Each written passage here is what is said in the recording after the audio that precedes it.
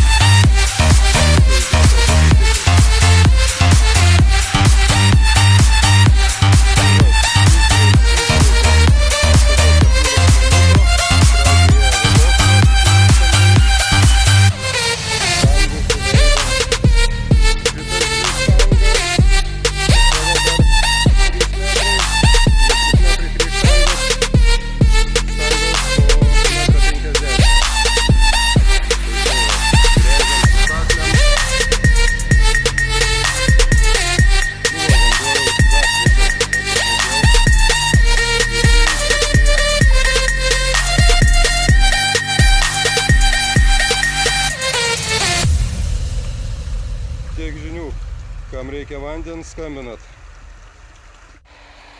Taip, ir dar apie dietinius gręžinius. Jeigu labai akmenuotas gruntas, būna, kad ir neprasigrėžiam, nes straigina grąžtas, stringa tarp akmenų. Ir vadinama plokštė būna kieta ir jos neprasigrėžiam. Tada nesigauna gręžinys. Ir šitiem gręžiniam būtinas smėlis, nesvarbu ten. Nuo 6 metrų, nuo 8, nesvarbu. Būtinas smėlis šitiem gręžiniam. Be smėlio šitie gręžiniai neveiks.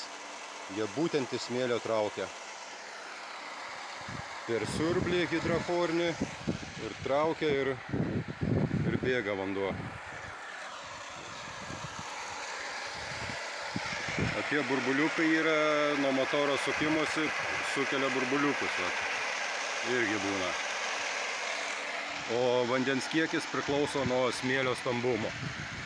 Va čia va, smėlis tai labai stambus, o būna toksai smulkutis, va tokia va frakcija, kur nėra beveik va. Tai čia plavūnas vadinamas, košytė tokia. Tai iš tokios košytės labai mažas debetas būna, o kuo stambesnis smėlis, žvyras, tuo daugiau atiduoda vandens. Tai va tai va ir veikia tokiu principu šitas gręžinys. Klausimas dar būna, kiek vandens galima išpompuoti.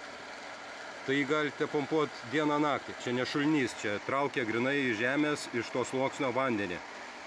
Jisai visada ten bus, jis niekada nesibaigs. Nebent jeigu vam tokio plavūno, jeigu būtų, tai gali apnešti biškį filtrą, tada reikia atbulinį padaryti, kad į vamzdį pūstų, prajudintų smėlį ir vėl atgal, kad pompuot. Ir toliau naudojatės. Taip ir veikia.